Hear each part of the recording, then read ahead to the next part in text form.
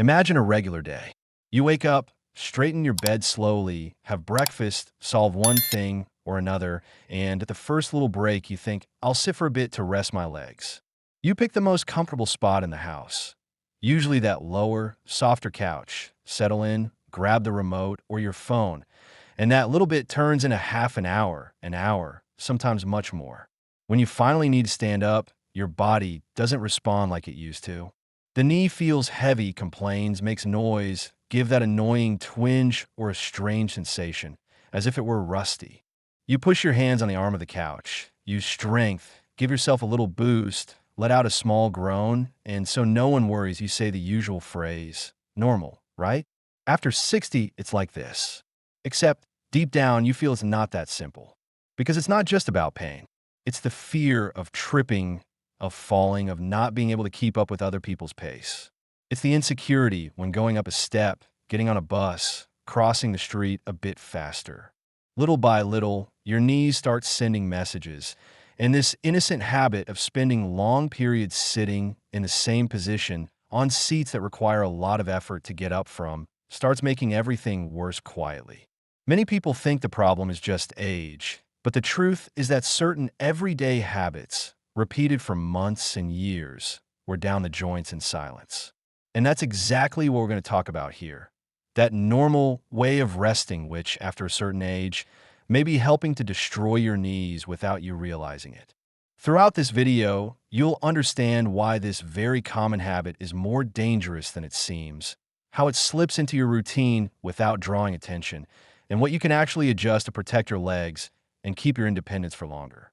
The goal is not to scare you, but to open your eyes to details that almost nobody talks about, yet make a huge difference in your quality of life. Before we go on, leave a comment below with your age and whether you feel any discomfort in your knees when you get up from the couch, the bed, or lower chairs. If you take care of an older parent or relative, you can add their age too. This helps us understand who this conversation is reaching and to prepare future content that really makes sense for your reality. And go ahead and subscribe to the channel and turn on notifications.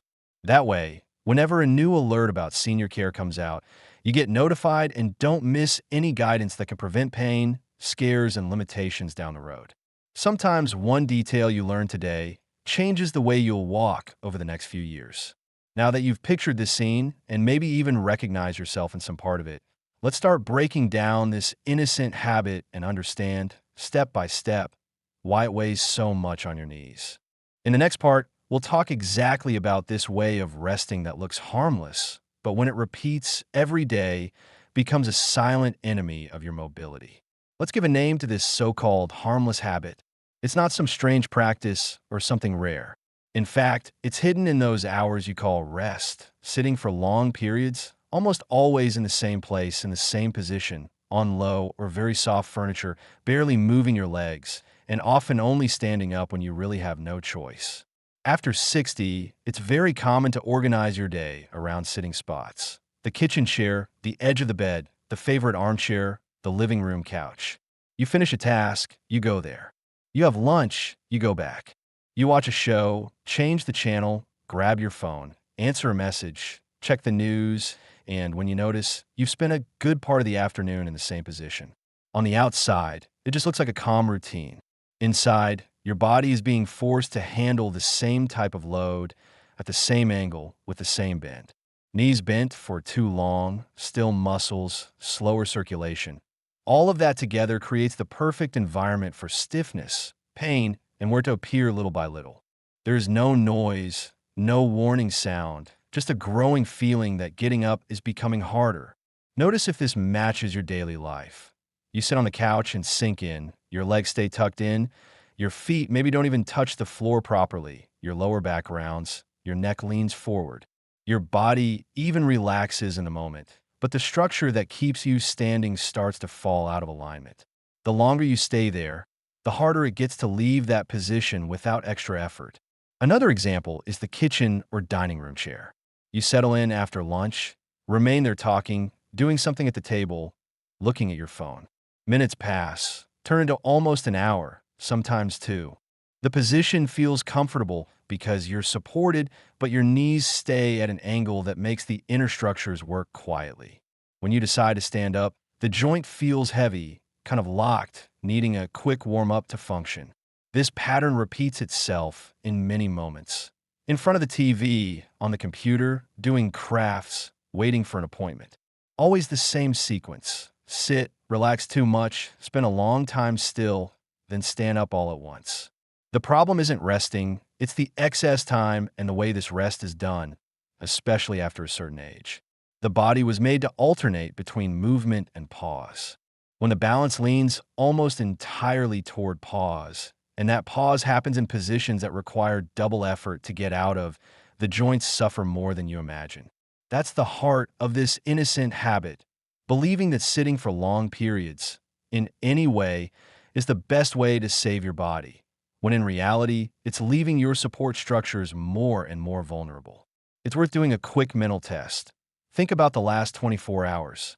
How many times did you stay seated for more than half an hour without getting up, even just to take a few steps? And how many of those moments were you in places that were low, too soft, or hard to get out of? Just this reflection already shows how present this habit is more than it seems. In the next part, we're going to zoom in even more on this scenario and look at one specific moment that is usually the cruelest for the joints, the exact time you get up from where you are.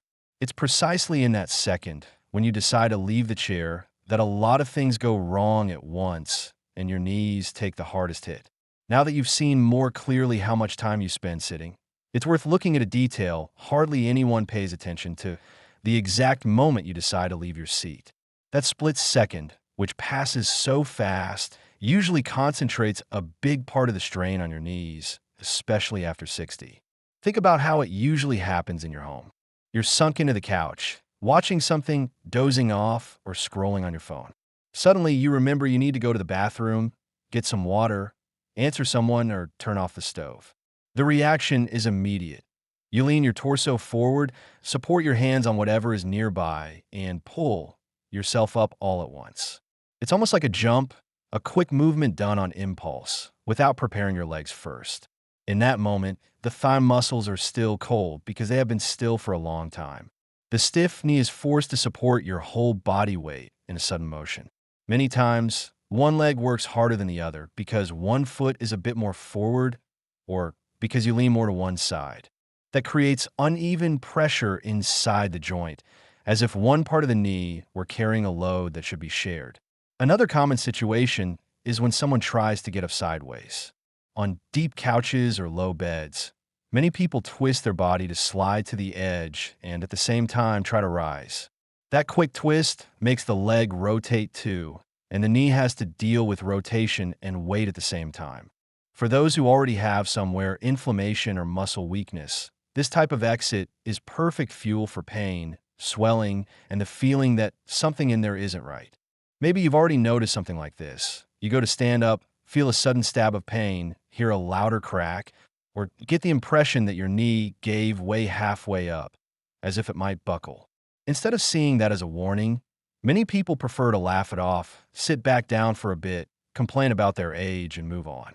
But these small episodes keep repeating and add up into micro-traumas which, over the months, turn into a problem that's hard to ignore. One simple way to start changing this pattern is to slow down. Before leaving the position you're in, slowly bring your feet closer to your body, placing the soles firmly on the floor.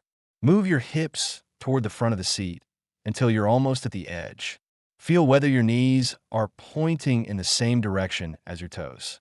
Only then lean your torso forward a bit and use your legs to push your body up, pressing the floor with your feet more gently without an explosive movement. This care seems like a small detail, but it makes a big difference.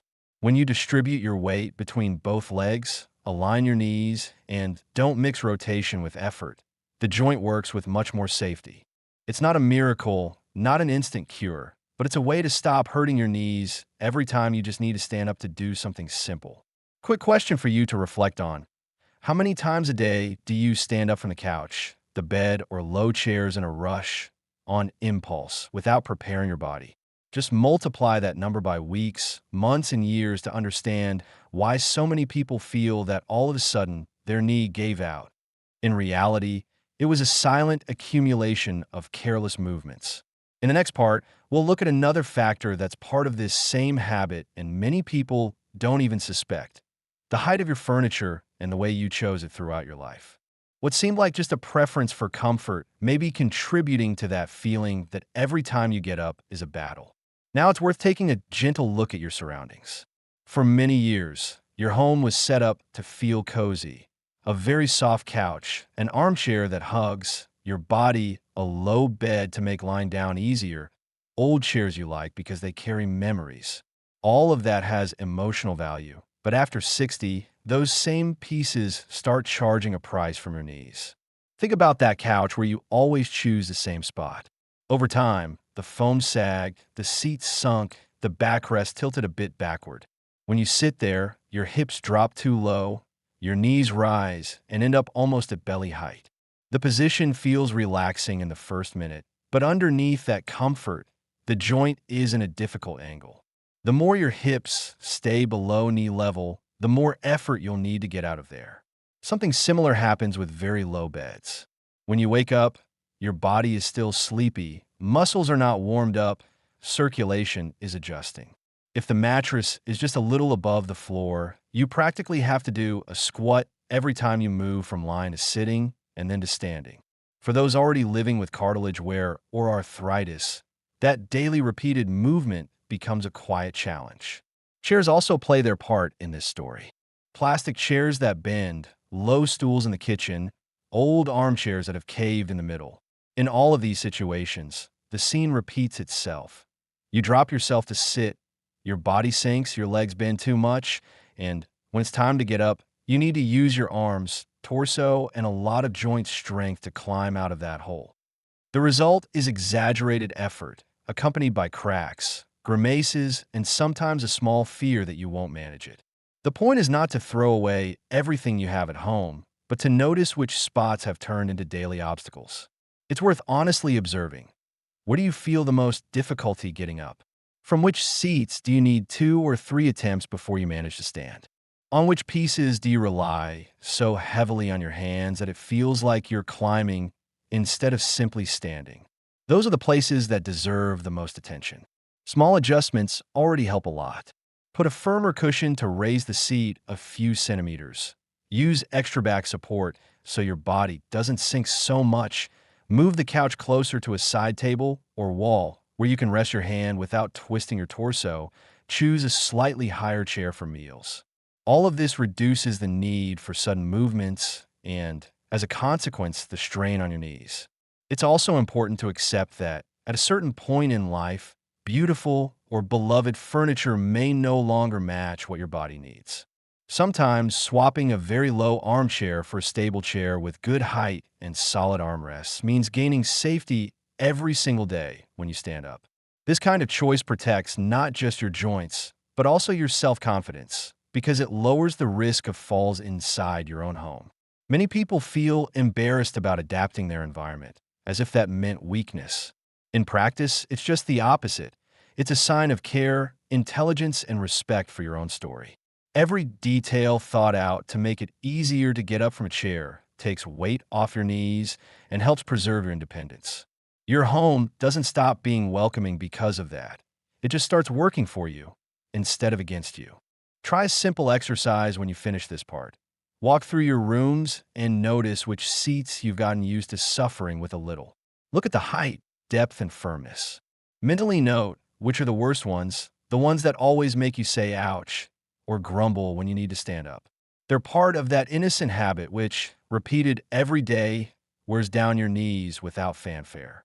In the next part, we'll bring this look at the furniture together with another factor that heavily affects your joints: how long you spend barely moving, believing you're just resting, while your body is missing the movement it needs to keep working well. Up to this point, you've seen how the way you sit, the height of your furniture, and how you get up put extra weight on your knees. One more important piece needs to fit in: the time you spend practically without moving your legs.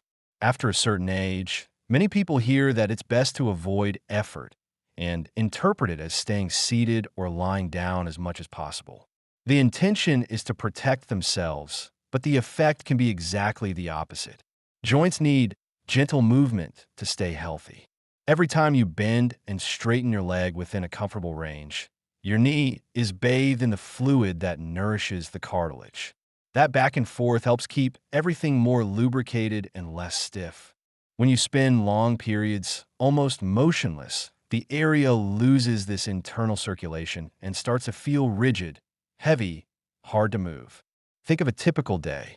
You wake up, do what you need to in the morning, and when you're done, you sit to relax a little. You watch a show, then another, check your phone, nap talk, eat something quick, go back to the same spot. Sometimes, without realizing it, most of the hours pass with your body still, while your mind is busy with screens, conversations, or thoughts.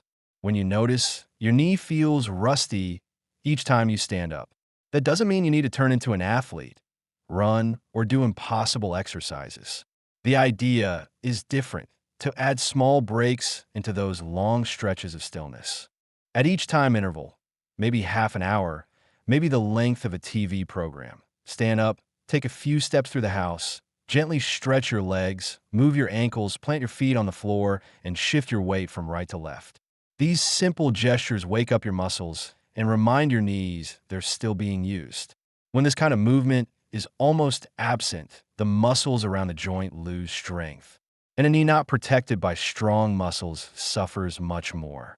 It ends up carrying your body weight alone, without enough help from your thighs, calves, and hips. That increases the feeling of instability, brings more pain, and makes you feel insecure when walking. In a short time, the fear of going out grows, movement drops even more, and the cycle keeps closing in. It's worth an honest reflection. How many times a day do you stand up by your own decision, just to stretch your body? And how many times do you only get up when you have no choice?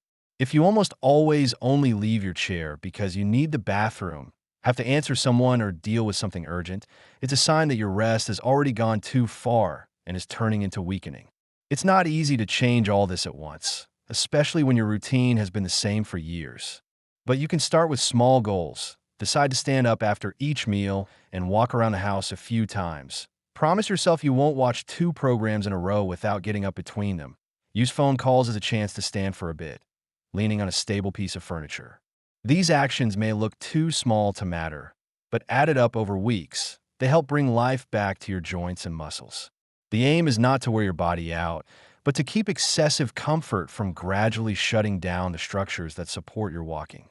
In the next part, we'll go one step further and talk about something often chosen automatically: what you put on your feet inside the house.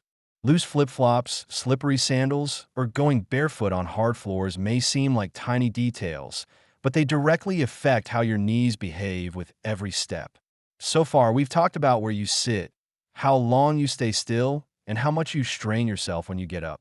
But there's another detail, often chosen without thinking, that directly affects what your knees must endure: what you wear on your feet to walk around at home. It's very common, especially later in life, to use the oldest flip-flops, the widest sandals, or that pair that slides nicely on your foot. In some cases, people prefer to stay barefoot all day because it feels freer. But hard, smooth, or slippery floors combined with loose footwear create an unstable base.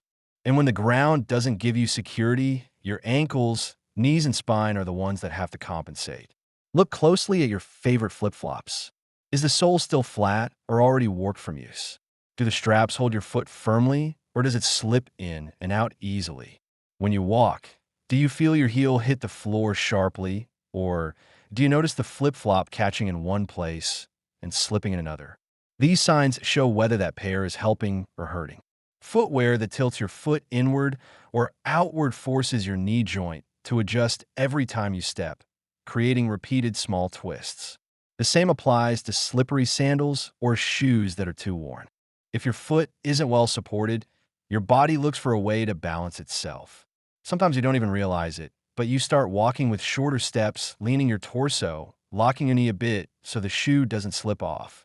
That increases tension in your inner structures, worsens existing pain, and can make you more likely to trip at home, in exactly the place where you feel safest. Walking barefoot also has its issues. On very hard, cold, or uneven floors, the lack of cushioning sends impact straight to your joints. For some, that doesn't cause major problems. For others, especially those who already feel discomfort or have a history of arthritis, that direct impact adds up throughout the day. Being barefoot for a short while is one thing. Spending hours moving around like that is very different. This doesn't mean you have to buy expensive or special shoes.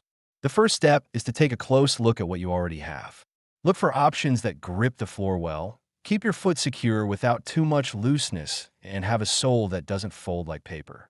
Very soft models can feel comfortable at first, but over time they let your foot wander, forcing your knee to correct every movement. If you notice that you slip often, that one foot turns more inward, that you feel pain on the inner or outer side of your knee after walking a lot around the house, it's already a sign that you should rethink what you're wearing. In some situations, talking to health professionals can help you choose better options, especially if you also have ankle, hip, or back pain.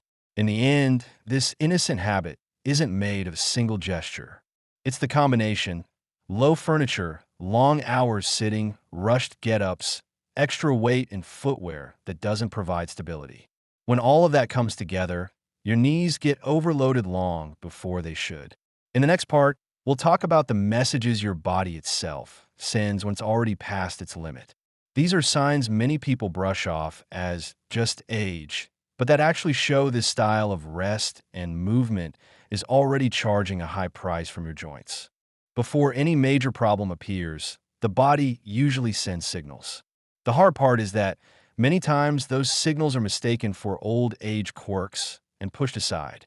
But once you put together everything you've seen so far, low furniture, too much time still, sudden ways of standing up, extra weight, bad footwear, your knees start speaking more loudly. That's where the warning signs come in. One of the first is pain that appears in specific situations. For example, going downstairs hurts more than going up. Walking downhill is uncomfortable. Standing up from a chair takes a few seconds until your knee loosens.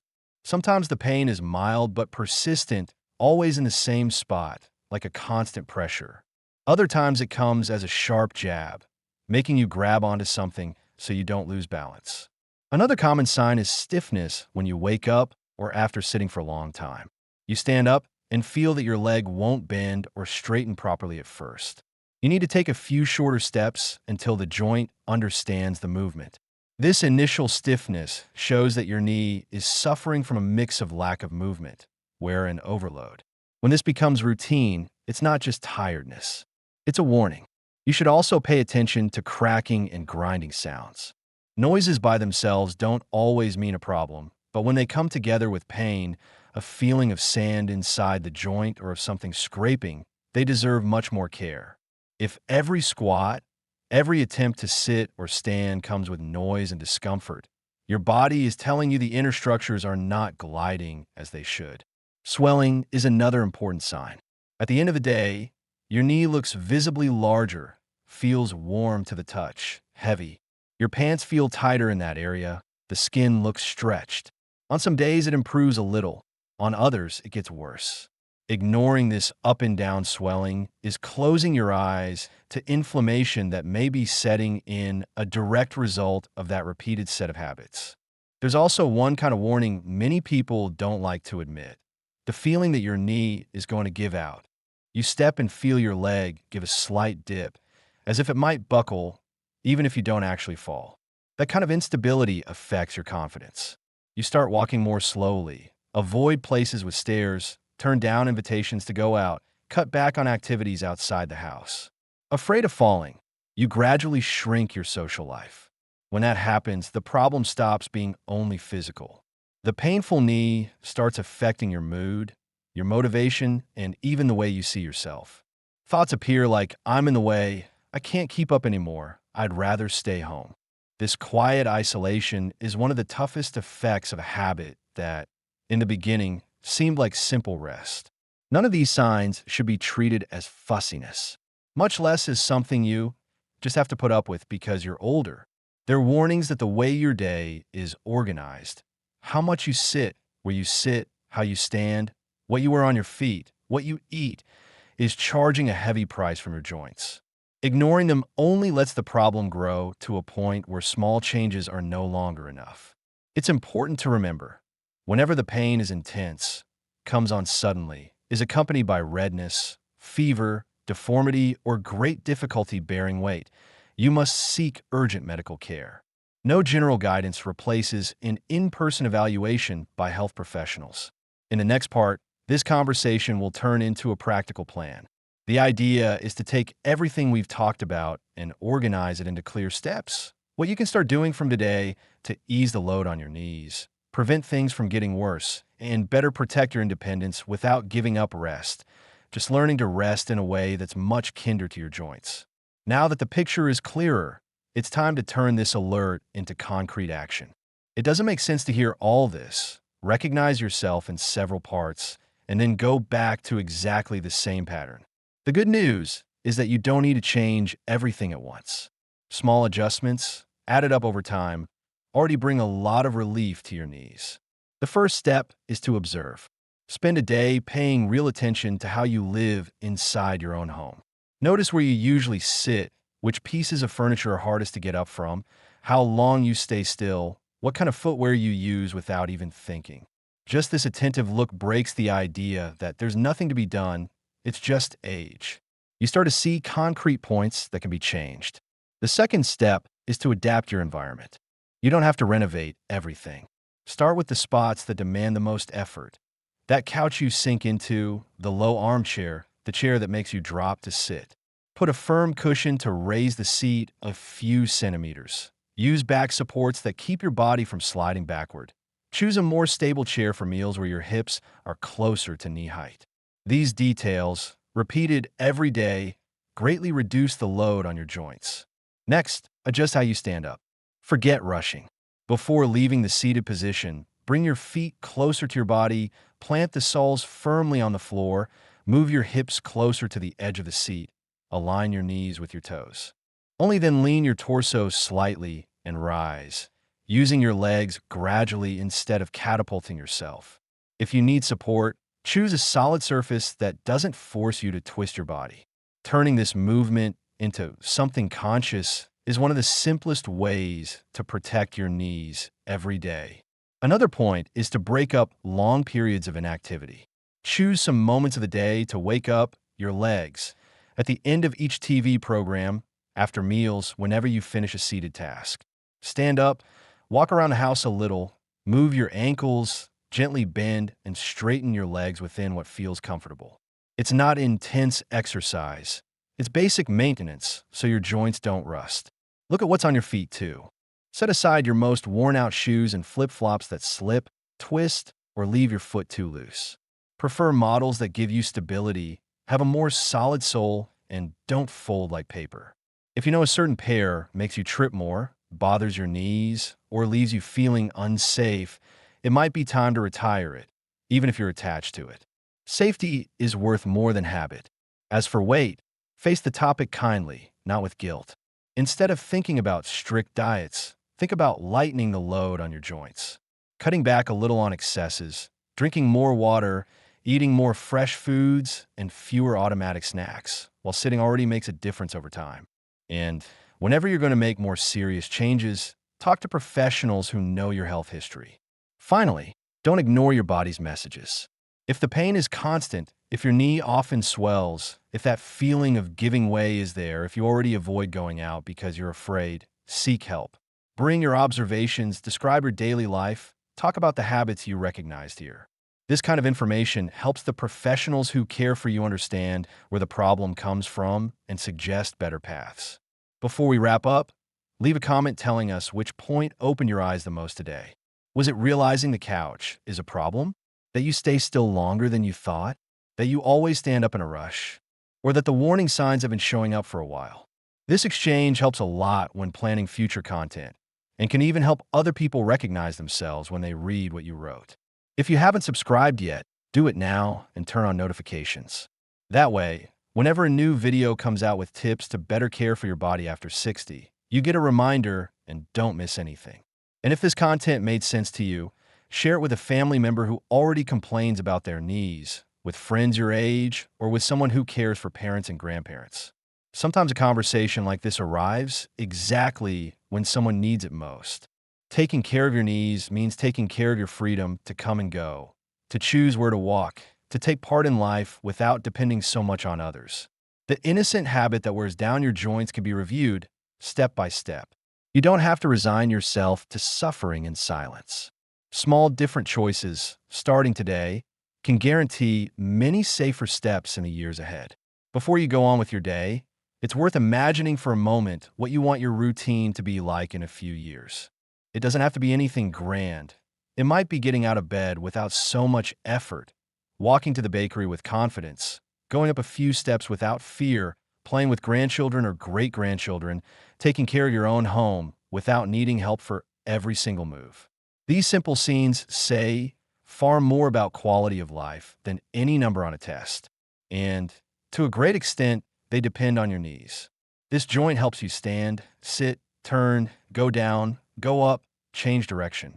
When it's reasonably protected, life flows with fewer obstacles.